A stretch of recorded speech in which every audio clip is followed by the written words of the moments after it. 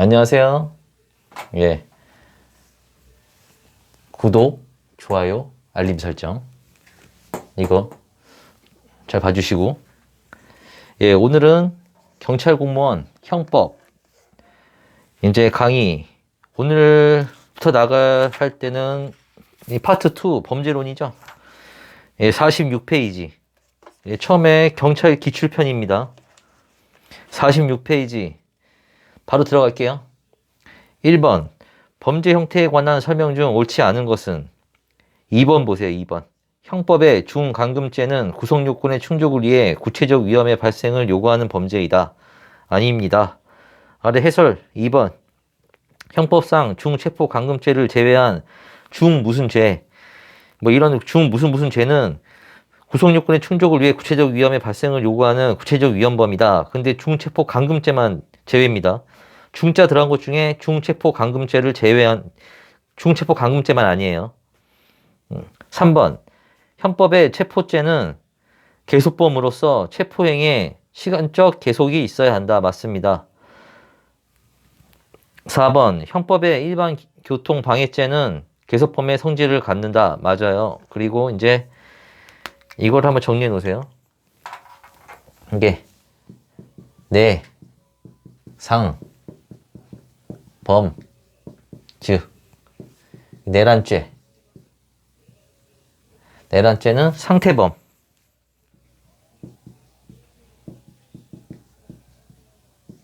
그리고 범죄. 단체 조직죄.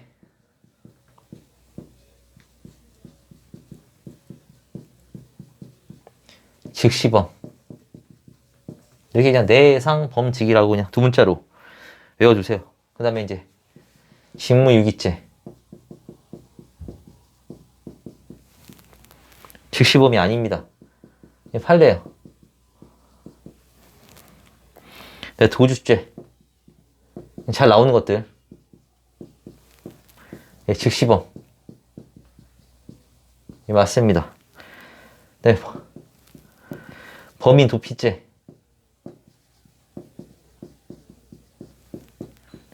위헌범. 이건 정리해 놓으세요. 꼭. 다음 페이지. 1번. 법인의 범죄 능력과 양벌 규정에 관한 다음 설명 중 가장 적절하지 않은 것은 판례는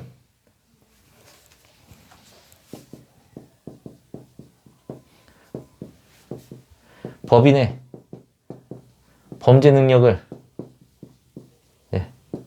부정합니다. 부정하면서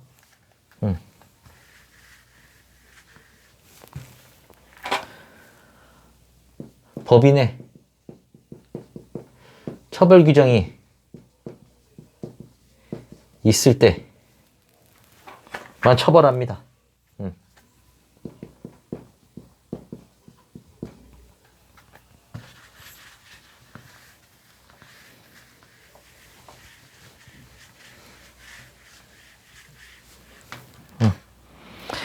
이 법인의 범죄 능력 이런 거 법인에 관한 이런 거 양별 규정 이거는 뭐 헌재에서 계속 위헌 나오고 있어가지고 이제 별로 안 중요해요. 예. 그냥 여기 나오는 것만 잘 보고 들어가시면 됩니다. 2번. 법인이 처리할 의무를 지는 타인의 사무에 관하여는 법인의 배임죄가 주체가 될 수는 없고 그 법인을 대표하여 사무를 처리하는 자연인인 대표기관이 바로 타인의 사무를 처리하는 자, 즉 배임죄의 주체가 된다. 예, 이거 별표 치세요. 자주 나와요. 3번. 양벌 규정이 있는 경우에는 당의 양벌 규정에 법인격 없는 사단이나 재단이 명시되어 있지 않더라도 그 법인격 없는 사단이나 재단에 양벌 규정을 적용할 수 있다. 아닙니다. 아래 해설 부분에 3번 보세요. 법인격 없는 사단에 대하여서도 위 양벌 규정을 적용할 것인가에 관하여는 아무런 명문의 규정을 두고 있지 아니하므로 아까 얘기했죠? 처벌 규정이 있을 경우에 처벌한다고. 법인격 없는 사단에 대하여는 법제 74조 양벌 규정에 의하여 처벌할 수 없다. 예, 넘어가세요. 2번. 적절하지 않은 것은 1번. 합병으로 인하여 소멸한 법인이 그 종업원 등의 위법행위에 대해 양벌 규정에 따라 부담하던 형사책임은 그 성질상 이전을 허용하지 않는 것으로서 합병으로 인하여 존속하는 법인에 승계되지 않는다. 예, 합병으로 인하여 존속하는 법인에 승계되지 않는다만 줄치고 넘어가세요. 2번 회사 대표자의 위반행위에 대하여 징역형의 형량을 장량 감경하고 병고하는 벌금형에 대하여 선고유예를 한 이상 양별 규정에 따라 그 회사를 처단함에 있어서도 같은 조치를 취하여야 한다. 아닙니다. 이 아래 해설 부분의 별표 한 부분. 양벌 규정에 의하여 자연인과 법인이 함께 처벌을 받는 경우 자연인에 대해서는 장량 감경을 하고 법인에 대해서는 장량 감경을 하지 않아도 무방하다. 3번. 형벌의 자기책임 원칙에 비추어 보면 종업원의 위반 행위가 발생한 그 업무와 관련하여 법인이 상당한 주의 또는 관리 감독 의무를 게을리한 때에 한하여 양벌 규정을 적용한다. 맞습니다. 4번 별표. 양벌 규정에 의하여 법인이 처벌받는 경우 법인에게 자수감경에 관한 형법 52조 제1항의 규정을 적용하기 위해서는 법인의 이사기타 대표자가 수사 책임이 있는 관서에 자수한 경우에 한하고 그 위반 행위를 한 직원 또는 사용인이 자수한 것만으로는 위 규정에 의하여 형을 감경할 수 없다. 예, 대표자가 자수해야 되죠. 예, 3번. 그래서 3번, 4번은 지우세요. 예. 4번. 예, 부작위범. 예, 부작위범은 잠깐 정리 좀 하고 들어갈게요.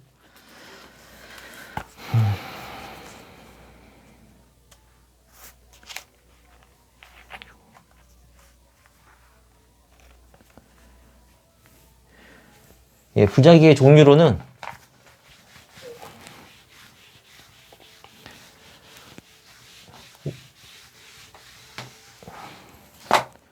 우선 부작위. 예, 의의는 간단합니다. 요구된 행위를 안 하는 거.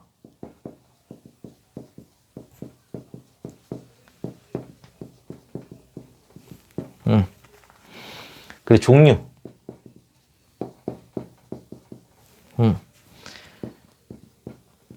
진정, 부작위범.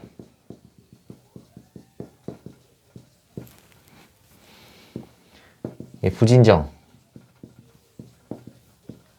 예, 부작위범. 진정 부작위범은 예, 구성요건은 이 구성요건 안에 자기 의무가 예, 들어 있습니다. 이 구성요건 안에. 근데 구성요건을 뭐라 그랬죠? 법 조문이라고 그랬어요. 이게 부작위로 돼서 부작위로. 그러면 진정 부작위범 같은 경우는 법 조문이 뭔가 요구하는 형식으로.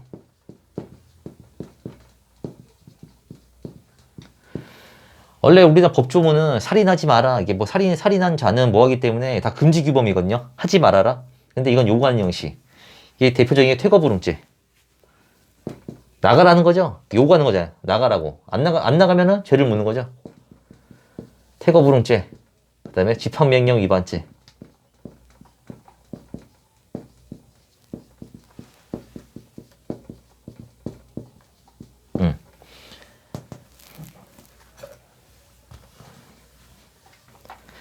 여기서 진정.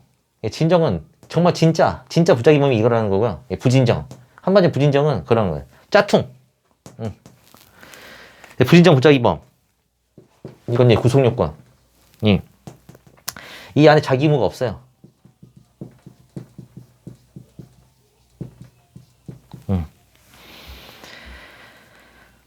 이거는 이제 금지 규모로 돼 있죠. 금지 규모. 이제 형법은 다 이거 빼고는 다 금지 규모로 돼 있다. 금지 규범으로. 금지 규범으로 돼 있는데 이 부작위로 행위하는 거. 그러니까 자기범위 원칙, 자기범위 원칙이에요. 원칙. 이거 한마디로 이거를 금지 규범을 부작위로 저질러요.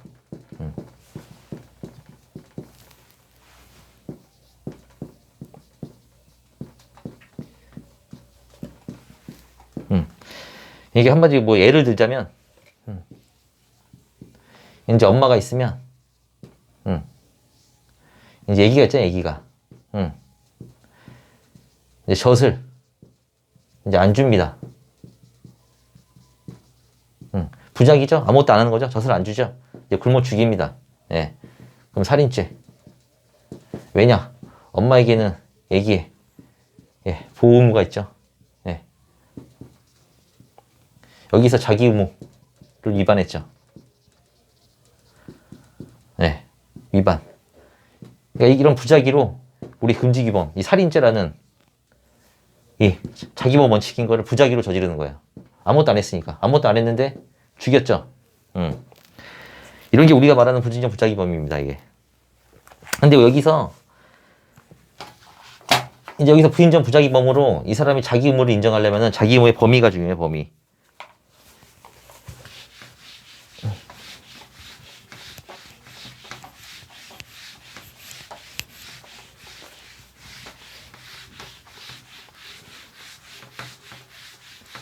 이제 부진정 부작위범을 공부해 보시면 알겠지만 부진정 부작위범에서는 보증인 지위가 가장 중요하죠. 보증인 지위가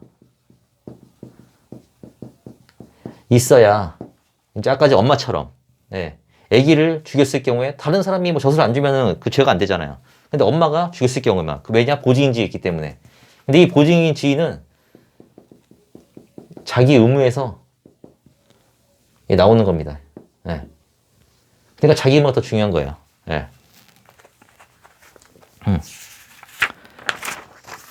이제 우리는 이제 자기 의무의 범위를 얼마큼 볼 것인가. 그러니까 이 보증인지를 얼마큼 넓게 잡을 것인가. 아니면 좁게 잡을 것인가. 이게 범위에 관해서 이제 학설이 나뉩니다. 형식설. 형식설은 이제 법률, 계약관계. 여기서 이제 조리까지 붙여버려요. 조리까지. 조리까지 붙여버리니까 거의 그게 돼버려요. 무한정이. 그러니까 범위가 너무 넓어진다는 비판을 받습니다.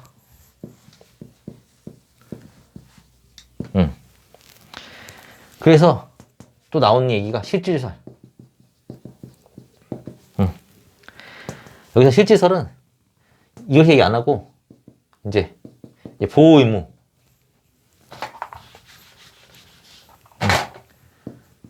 이제 보호 의무, 안전 의무.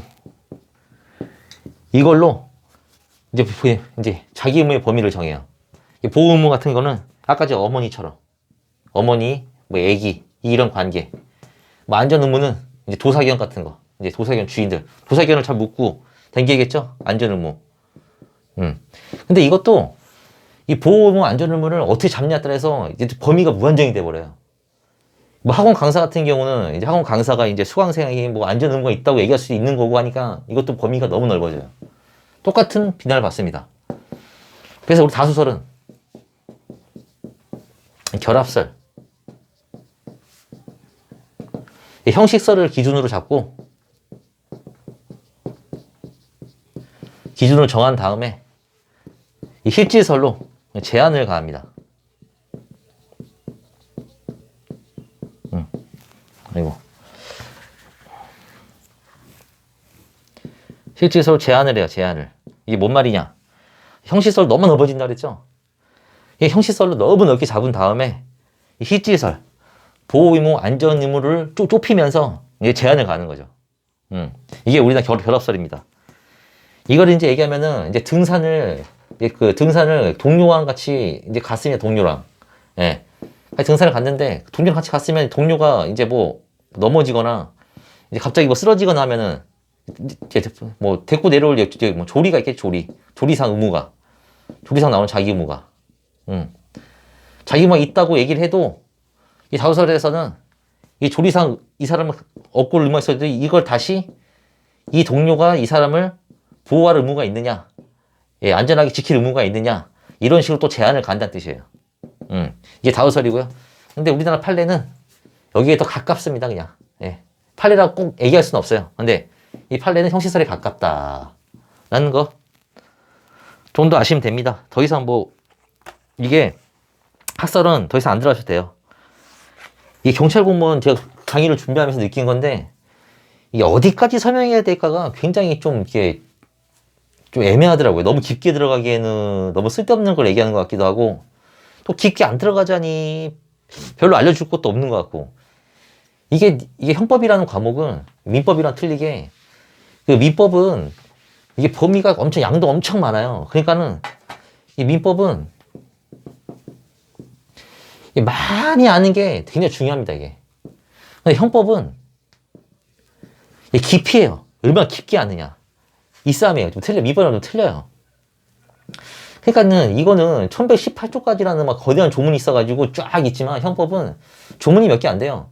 총론만 해도 30개 좀 넘잖아요.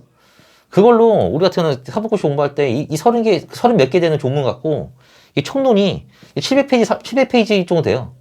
예. 네. 그러니 얼마나 이게 다 거의 다 학설로. 예. 네. 그러니까 형법은 깊이에요, 깊이. 그래서 이번에는 딱 결심을 한 게 웬만한 쓸데없는 학설은 넘어가고 이제 확실히 시험 나오는 것만 해가지고 좀 판례를 깊이 있게 하는 걸로. 그래서 이번에 또 기출 강의를 하고 나중에 또 필요하면 또 판례 강의만 또 따로 할 생각도 있습니다. 예.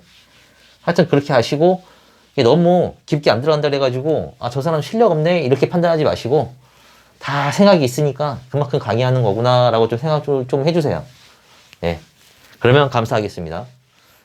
계속 할게요. 예, 4번. 부작위범에 대한 설명으로 가장 적절한 것은 1번. 이 별표 치세요. 공무원이 어떠한 위법 사실을 발견하고도 직무상 의무에 따른 적절한 조치를 취하지 아니하고 위법 사실을 적극적으로 은폐할 목적으로 가로치고 가로 닫고 허위 공문서를 작성, 행사한 경우에는 자기 범인 허위 공문서 작성, 허위 작성 공문서 행사죄 외에 부작위 범인 직무유기죄가 따로 성립한다. 아닙니다. 여기서 이게 여기 적극적으로 은폐할 목적으로 했을 때 허위 공문서 작성, 허위 공문 작성 행사죄가 되면은 부작위 범인 직무유기죄 따로 성립이 안 됩니다. 여기 또 다른 걸로 여기 자기 범인 범인 도피죄 증거인멸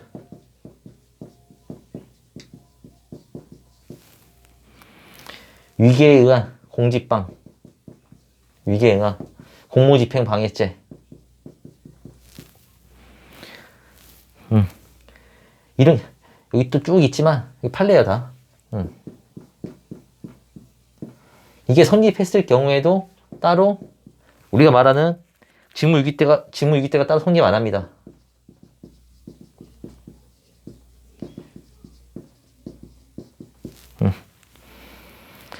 이게 여기서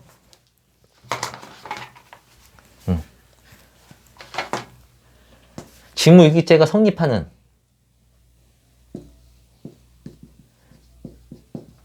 거의 유일한 판례.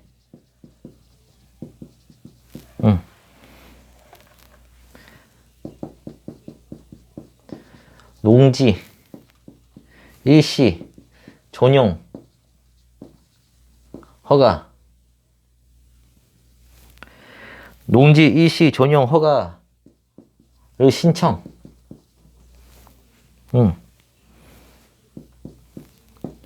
이때 허위 공문서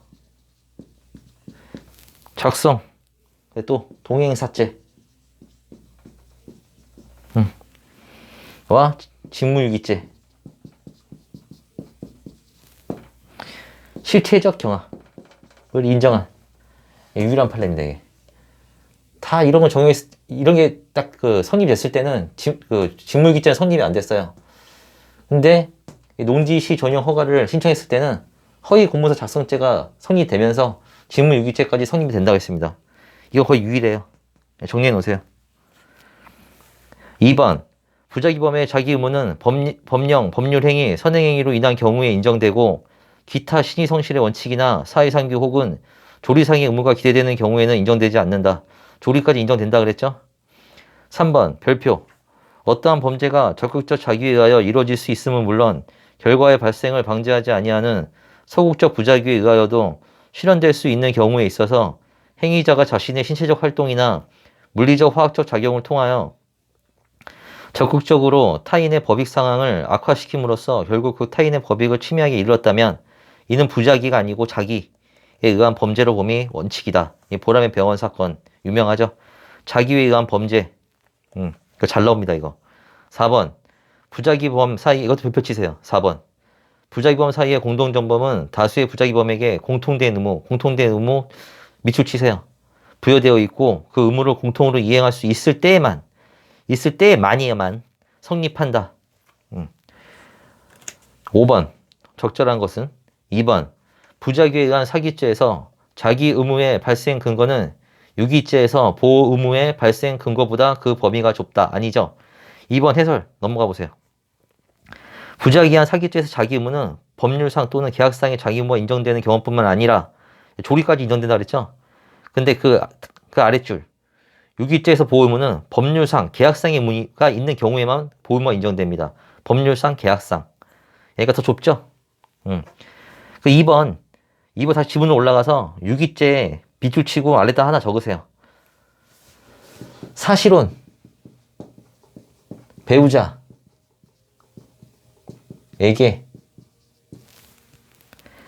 유일하게 유기죄만 적용을 합니다. 뭘 적용하느냐? 이거는 강론 부분 가서 공부할 때 제가 가르쳐 드릴게요. 그러니까 옆에 적어 놓으세요, 우선. 나중에 공부하고 유기죄 공부하고 다시 와서 보면은 뭔 말인지 알 거예요. 3번 지우시고 4번 도로교통법 54조의 교통사고 운전자의 사상자 구호조치 의무는 위법한 선행행위의 경우에만 자기 의무를 인정한 것이라고 할 수 있다. 아니죠? 아래 해설 4번 고의 과실 혹은 유책 위법의 유무에 관계없이 부과된 의무. 넘어가세요. 6번 지문 1번 지우시고 2번 지우세요. 네, 4번도 지우세요. 7번 1번 자기 의무는 법적인 의무에 밑줄 치시고 단순한 도덕상 또는 종교상의 의무는 포함되지 않으나 자기 의무가 법적인 의무인 한 성문법이건 불문법이건 상관없고 또 공법이건 사법이건 불문하므로 이게 딱 아까 나온 거 조리상 자기 의무가 기대되는 경우에도 법적인 자기 의무는 있다. 2번 별표 치세요. 보호자가 의학적 권고에도 불구하고 치료를 요하는 환자의 퇴원을 강청하여 담당 전문의와 주치의가 치료 중단, 퇴원을 허용하는 조치를 취함으로써 환자를 사망에 이르게 한 경우 담당 전문의와 주치의의 행위는 부작위한 살인 방조죄가 성립한다. 아니죠. 아까 자기라 자기. 그 다음에 옆에 하나 적은 게 2번에 첫 번째 나온 보호자. 보호자가 처죠, 처. 그 죽은 사람의 처. 처는 부작위에 의한 살인죄 성립. 이거 적으세요. 아래 3번은 지우시고 4번 불인정 부작위면 고의는 반드시 구속요건적 결과 발생에 대한 목적이나 계획적인 범행 의도가 있어야 하는 것은 아니고 법익 침해의 결과 발생을 방지할 법적 자기 의무를 가지고 있는 자가 그 의무를 이행함으로써 그 결과 발생을 쉽게 방지할 수 있었음을 애견하고도 결과의 발생을 용인하고 이를 방관한 채 그 의무를 이행하지 아니한다는 인식을 하며 족하며 이러한 자기 의무자의 애견 또는 인식 등은 확정적인 것은 물론 불확정적인 것이라도 미필적 고의로 인정될 수 있다. 맞습니다. 넘어가세요. 8번 1번 갑이 자신의 토지에 대하여 역의 정류장 시설 또는 유통 업무 설비 시설을 설치하는 도시계획이 위반되어 있어. 이 지문 잘 나옵니다. 위반되어 있어 장차 위 토지가 수용될 것이라는 점을 알고 있으면서도 이러한 사정을 모르고 위 토지를 매수하려는 을에게 그 사정을 고지하지 아니하고 매도한 경우 갑에게는 을에 대한 부작위한 사기죄가 성립한다. 상대방이 알았다면 하지 않았을 것을 그러니까 상대방이 알았다면 하지 않았을 것 같은 행동을 할 때는 이제 상대방은 그 계약을 할 때 알려야 합니다. 이거 부작위한 사기죄가 성립합니다. 이런 걸 알리지 않았을 경우에는 성립이 돼요. 왜냐하면 상대방이 이걸 알았다면 안 했을 거기 때문에 이건 고지해 줘야 돼요. 고지 의무가 있어요. 2번 별표 치고 매수인이 매도인에게 매매 잔금을 지급함에 있어 착오에 빠져 지급해야 할 금액을 초과하는 돈을 교부한 경우 매도인이 매매 잔금을 받은 후에 밑줄 치세요. 비로소 그 사실을 알게 되었음에도 불구하고 그 사실을 매수인에게 알리고 초과 금액을 되돌려주지 않는 경우에는 부작위에 의한 사기죄가 성립한다. 이거 사기죄가 성립하려면은 매매 잔금을 받기 전에 알고 있으면서 받아야 돼요. 그래야 사기입니다. 그러면 받은 후에는 아래 나옵니다. 해설 2번 쭉 아래 점유이탈물 횡령죄가 될 수 있음은 변론으로 하고 사기죄를 구성할 수는 없다.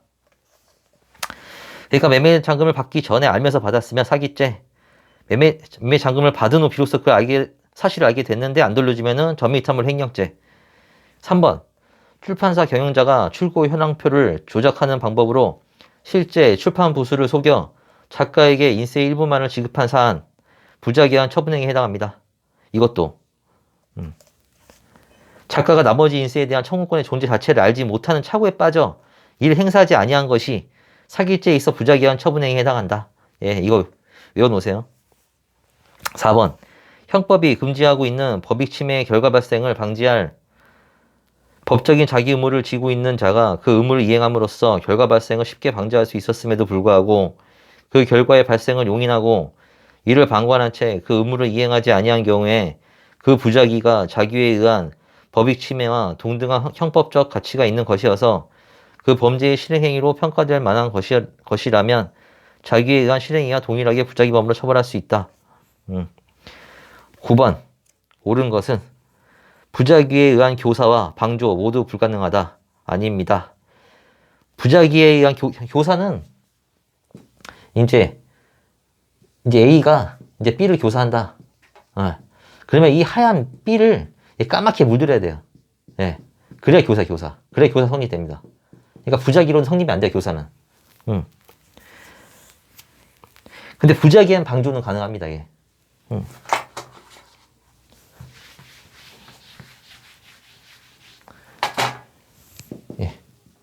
예, 부작위와 방조는 가능해요.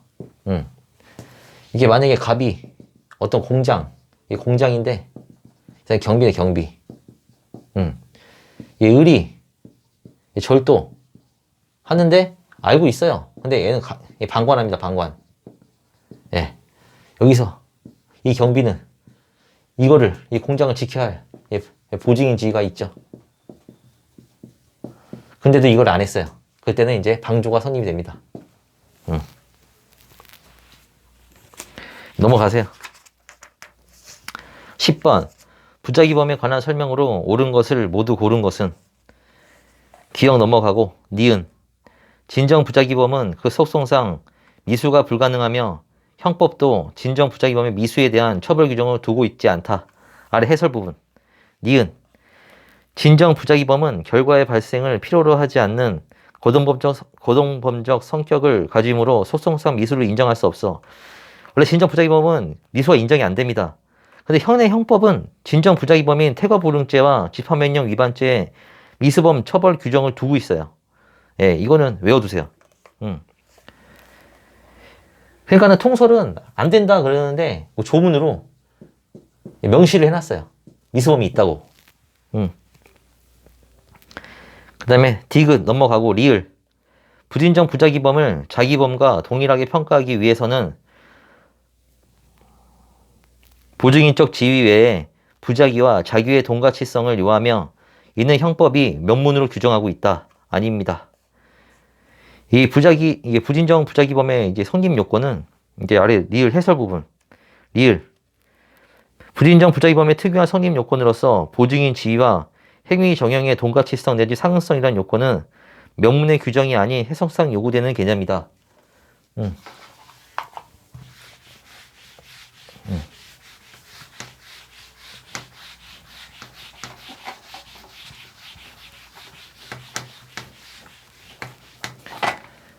예, 부진정, 부작위범의 성립 요건, 예, 보증인지 이게 가장 중요하죠. 또 하나 있어요. 행위 정형의 동가치성. 이거를 또 그래 상응성. 이거는 모든 부진정 부작위범의 부작위범의 문제입니다, 이게. 근데 이거는 몇몇 죄만 몇몇 죄에 관해서만 문제가 돼요. 그러니까 이건 별로 안 중요해요. 이게 중요합니다. 아래 미음 부작위범의 공동전범은 성립할 수 있으나 부작위에 의한 교사범은 성립할 수 없다. 맞죠? 아래 부작위한 방조법은 성립하죠. 이제 부작위범까지 다 했고, 좀만 쉬었다가 다시 또 11번 가겠습니다. 예. 좀 쉬었다 할게요.